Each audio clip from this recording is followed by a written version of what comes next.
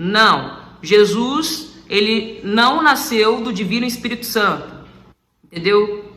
Ele foi sim um plano do Divino Espírito Santo para a nossa terra, mas ele nunca desobedeceu à lei. E a lei para encarnar no planeta é uma para todos os seres, entendeu? O sexo é sagrado. Alô, alô, buscadores! Vocês estão sintonizados com a RAM.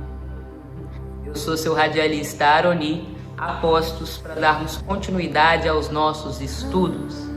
Estamos lendo o livro O Sublime Peregrino, do mestre Ramatiz, psicografado pelo médium Hercílio Mães, seguindo com as nossas pesquisas sobre Maria, agora entrando no capítulo 10, Maria e o Nascimento de Jesus. Massa! Vamos lá? Isso aqui é legal. Pergunta: reza a tradição bíblica que um anjo visitou Maria e anunciou-lhe que ela casaria com um homem da linhagem de Davi e conceberia um filho varão destinado a salvar o mundo. O que dizeis sobre essa tradição religiosa?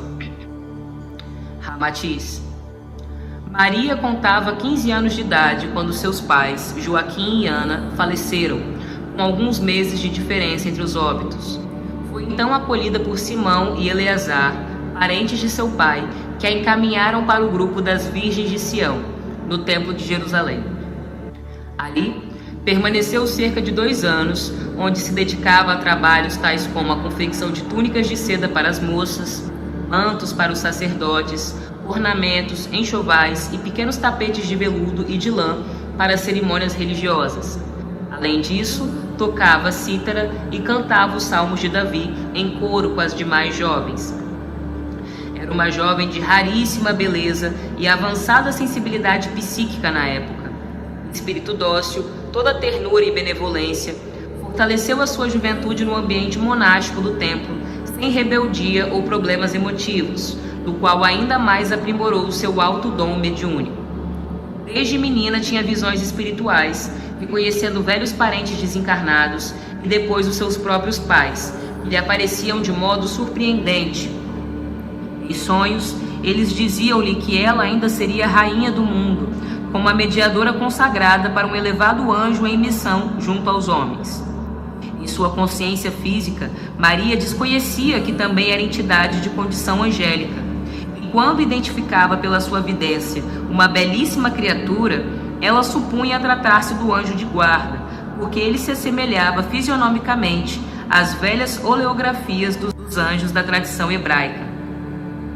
Não conseguia explicar satisfatoriamente aos seus familiares e amigos os fenômenos incomuns que se davam consigo, mas afirmava sempre que o seu anjo de guarda não só a visitava em sonhos, mas também em estado de vigília, ministrando-lhe conselhos e orientações para o futuro.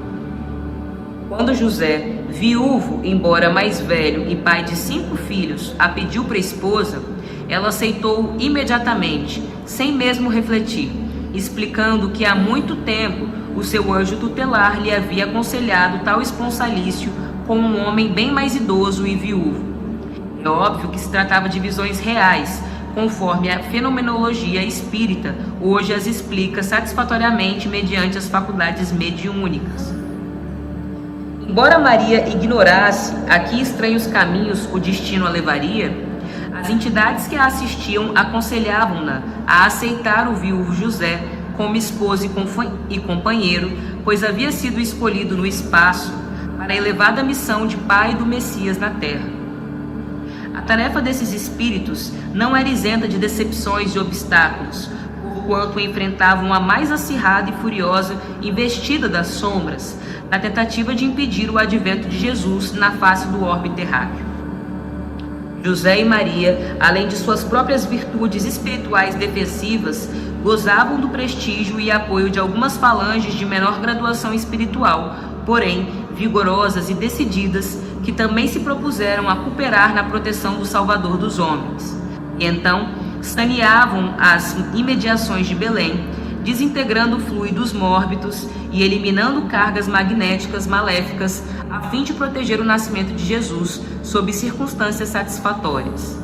Depois de casada, certa vez, achando-se em profundo recolhimento, sob o doce enlevo de uma prece, Maria, dominada por estranha força espiritual, sentiu-se fora do organismo carnal e situada num ambiente de luzes azuis e róseas rendilhadas, por uma encantadora refulgência de raios safirinos e reflexos opalinos. E então, com grande júbilo, ela reconheceu de súbito o seu devotado anjo de guarda, que a felicitou, dizendo que o Senhor a escolhera para ser mãe de iluminado espírito. Envolvida por um ralo de perfumes, misto de doçura do lírio e da fragrância do jasmim, sentindo-se balsamizada por suave magnetismo, viu seu guia apontar-lhe alguém a seu lado, dizendo-lhe que se tratava do espírito do seu futuro filho.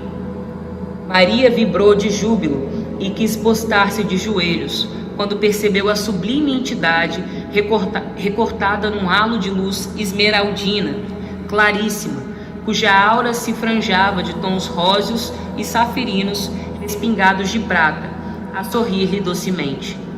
Então a entidade, que seria Jesus, o enviado do Cristo à terra, chamou-a sob inconfundível ternura e pelo seu nome sideral, recordando a Maria o compromisso de fidelidade espiritual assumido antes de ela encarnar-se.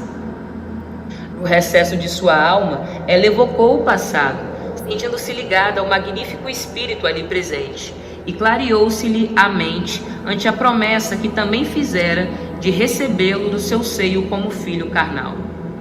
Basicamente, houve um momento de grande ativação, nesse sonho. Não foi um sonho, na verdade, ela foi desligada do corpo carnal dela durante uma meditação, durante uma oração. Houve esse momento de transe, de desligamento, e ela foi levada para outra dimensão. E aí lembraram ela: olha, isso aqui está prestes a acontecer. Você lembra que o seu espírito assinou esse contrato? Muito bacana. Ela foi despertada, para a missão dela de mãe do mestre, nesse momento. Bom, voltando. O maravilhoso contato espiritual com Jesus fez Maria revivar todas as recordações do pretérito e recrudescer a saudade do seu mundo paradisíaco, o mundo espiritual. Enquanto uma sombra de angústia lhe invadia a alma ao assumir novamente o comando do corpo carnal, ela sentiu prolongar-se na sua consciência física aquele êxtase de paz e amor que a envolvera ante a presença do ente sublime e amoroso a encarnar-se como seu primeiro filho. Embora sem poder definir claramente o acontecimento tão singular, Maria narrou a José o impressionante quadro que lhe despertara a mais sublime emoção espiritual e a certeza de vir a ser a mãe de um formoso anjo descido dos céus.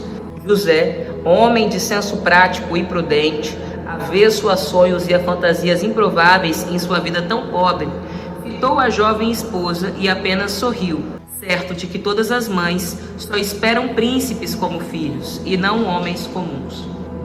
Isso aqui é legal, vamos lá. Pergunta: porventura o fato bíblico de Jesus ter nascido da linhagem de Davi não teria sido o arranjo dos evangelistas para justificarem a profecia de Isaías? Ramatiz: em face do avançado metabolismo espiritual de Jesus, e pelo fato de ser um missionário, em vez de alma sob retificação kármica de existências passadas, ele merecia o comando de um organismo da melhor linhagem biológica carnal, proveniente de ancestrais zelosos de sua espécie. Esse organismo carnal, além de tudo, deveria possuir um cérebro físico capaz de resistir, sem se desintegrar, quando atuado pelo fabuloso potencial do Espírito de Jesus até o prazo messiânico cronometrado pelo alto. A sua sensibilidade incomum e a capacidade de visão panorâmica sobre a via cósmica faziam-no merecedor de um equipo carnal da mais apurada genealogia entre as melhores estirpes humanas da Terra. Há muitos séculos, os psicólogos siderais já investigavam as linhagens e as gerações judaicas quanto à sua resistência biológica ancestral, a fim de garantir o êxito do Messias na Terra e proporcionar-lhe um instrumento carnal à altura do seu merecimento e natureza de sua missão. Em consequência, foram selecionadas diversas famílias hebreias e feita a apuração do seu coeficiente de rigidez no exame de suas gerações. Disso resultou que tanto a descendência de Hilel, ou Hilel, quanto a de Davi apresentavam os genes mais saudáveis e de melhor vitalidade.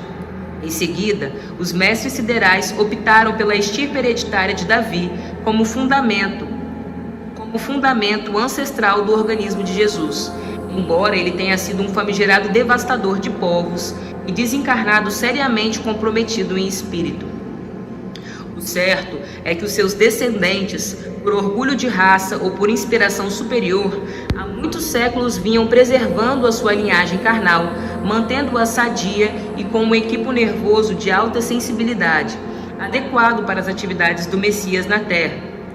Os últimos remanescentes de Davi não só eram vegetarianos, como avessos às especiarias, tóxicos, condimentos, álcool e vícios que afetam o perfeito equilíbrio da saúde. A espiritualidade superior escolheu a linhagem de Davi para ser a descendência biológica do Mestre Jesus, por parte de José.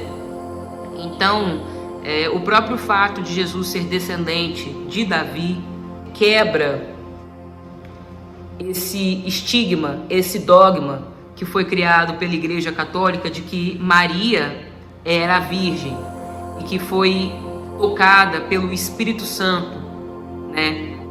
Que o Espírito Santo gerou Jesus em seu ventre, né? Enfim, que isso foi obra do Divino Espírito Santo. A gente já falou em vídeos anteriores do canal de que Jesus também foi um homem parido de mulher e que ele veio pelo mesmo processo encarnatório que todos os seres humanos vêm para a Terra, a partir de um ato sexual, né, que cria uma química positiva no ventre da mulher, ela engravida e ela pare. Esse mesmo processo biológico pelo qual todos viemos foi o mesmo processo que Jesus, o Mestre, também veio. Então a gente precisa começar a quebrar os paradigmas. E Jesus veio por esse processo para que ele pudesse ter a linhagem de Davi, para que o seu corpo físico pudesse vir vigoroso, forte, saudável, para que o Mestre pudesse realizar as suas missões, o que ele viria a realizar no orbe do nosso planeta. Perfeito? Então vamos avançar no nosso debate, vamos quebrar alguns tabus e entender que não, Jesus, ele não nasceu do Divino Espírito Santo, entendeu? Ele foi sim um plano do Divino Espírito Santo para a nossa terra, mas ele nunca desobedeceu à lei. Ele nunca desobedeceu à lei. E a lei para encarnar no planeta é uma para todos os seres, entendeu? O sexo é sagrado. A gente que contaminou as energias sexuais, a gente que passou a entender errado, por conta de inúmeras repressões, tabus, moral cristã, tudo isso. É isso, gente. Por hoje é só. Estamos lendo o livro O Sublime Peregrino, do Mestre Ramatiz. Eu sou seu radialista Aroni e vocês estão sintonizados com a Ram. Na Marie, câmbio desligo.